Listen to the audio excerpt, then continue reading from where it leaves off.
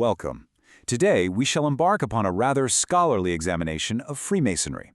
Our purpose here is not to treat it as a mere social club or simply some benevolent fraternity. No, our aim is to approach it as its own foundational texts presented as a profound and coherent philosophical system.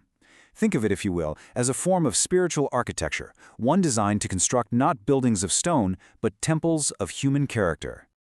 Our analysis will follow this path. First, we'll delve into its unique system of symbols. Then, we will expand our view to its grand architecture of the cosmos.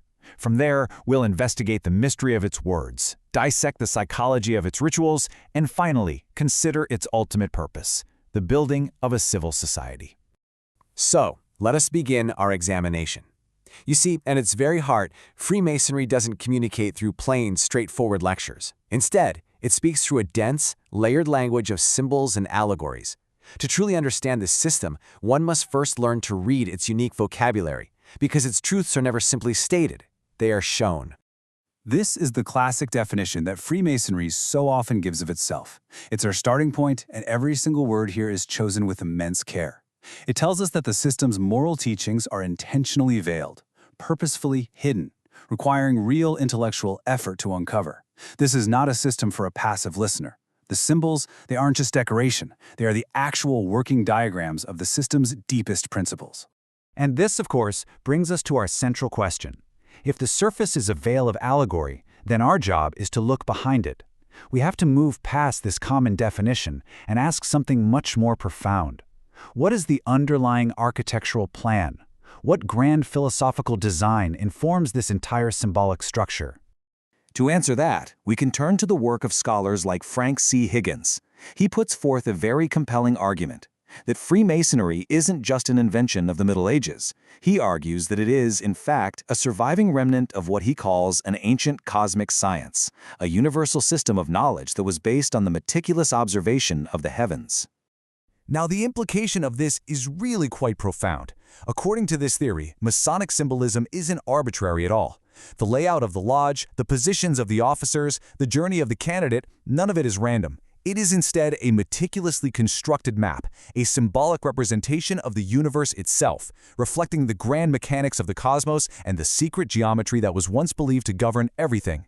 This table illustrates the concept beautifully. You see, the Masonic lodge is oriented just as the ancient temples were, along an east-west axis, tracking the path of the sun. The master, who governs, sits in the east, the place of the rising sun at the spring equinox, the source of new light. The senior warden is in the west, where the sun sets to close the day's labor. The junior warden sits in the south, representing the sun at its highest point during the summer solstice. In the north? Well, the north, a place untouched by the sun's direct light, becomes a place of symbolic darkness. It represents the profane world, that state of unenlightenment from which the candidate hopes to emerge. The lodge, therefore, becomes a perfect microcosm of the entire cosmos. And the philosophical thread that binds all of this together is this crucial Hermetic axiom, as above, so below. This idea posits that the universe, the macrocosm, and man, the microcosm, are reflections of one another. The very same divine and geometric laws that govern the stars are believed to govern the life of a virtuous person, so to study one is to understand the other. And the Masonic Lodge is the laboratory where this profound principle is explored. This cosmic architecture is layered even further when we move from the architecture of space to the architecture of language. And for this, we have to consider the work of the great Masonic philosopher Albert Pike. He argued that the so-called secret words of Freemasonry aren't just passwords. No, they are in fact ontological formulas, words that describe the very nature of being, rooted deeply in Kabbalistic thought. Pike presents a four-stage process of creation. It begins with the divine wisdom, which is pure, unmanifested potential, the silent thought of God. This thought is then expressed as the Word, or logos, the active principle that brings reality into being. This is followed by the divine might, the formative energy that shapes that reality, and finally, the divine sovereignty, the establishment of the complete cosmic order. So, in this context, the Masonic search for the lost word is completely transformed. It's no longer a hunt for a password, but a profound philosophical quest to understand the creative principle of the universe and to find that very same principle active within oneself. And to really drive this point home, Pike quotes an old alchemical text that asks a very stark rhetorical question. "O fool, Do you believe that we teach the secret of secrets openly, that you should take our words according to their literal interpretation? This is the very heart of Masonic esoteric thought. It is a forceful rejection of all fundamentalism, of all literalism. The stories you hear of temple building and the dramas of its characters, they were never meant as history. They are psychological allegories for the journey of the human soul. So this brings us from abstract theory to very concrete practice.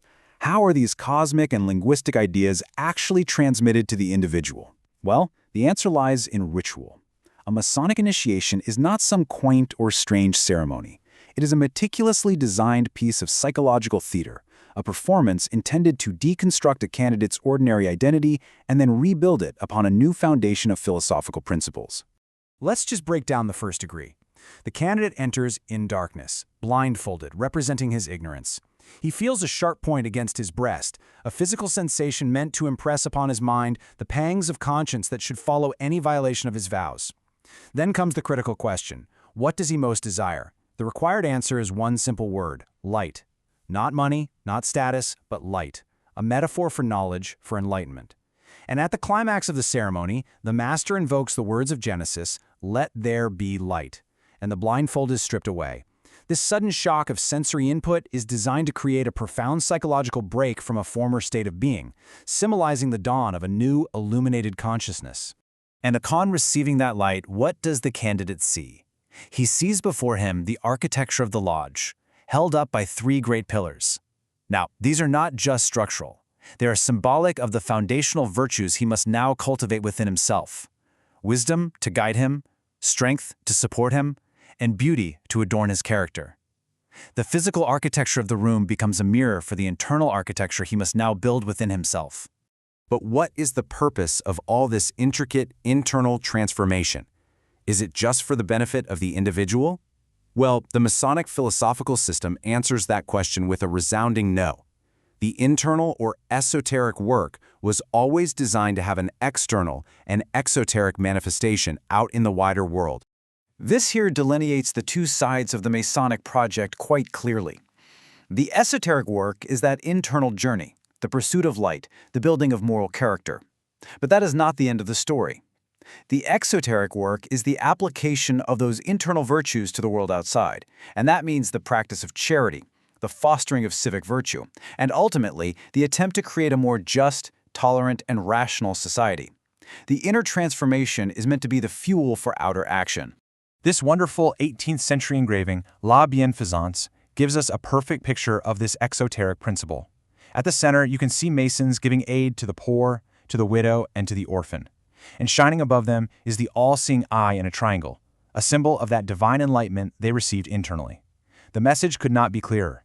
The light one receives in the lodge must be radiated outward, in the form of good works and tangible charity within the community. This social dimension is really central to a key academic argument from the celebrated historian Margaret Jacob. She argues that during the Enlightenment, these lodges were far more than just charitable clubs. They were, in her words, democratic microcosms. In an age that was dominated by absolute monarchy and rigid church dogma, these lodges became unique laboratories where the radical new ideas of democratic governance and civil society could actually be tested and practiced. Just think about the characteristics that made these places so revolutionary for their time. Each lodge was governed by its own written constitution. Its leaders weren't appointed by a king or a bishop, they were elected by secret ballot. Inside the lodge walls, men from wildly different social classes, noblemen and merchants alike, met as equals.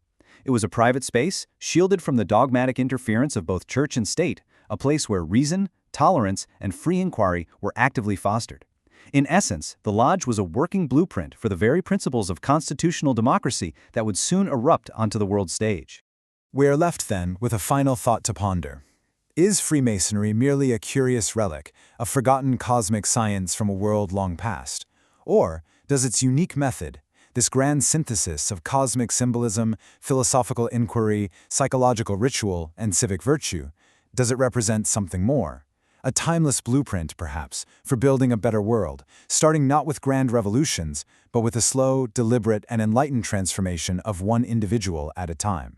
The answer, much like the system itself, remains veiled in allegory and illustrated by symbols.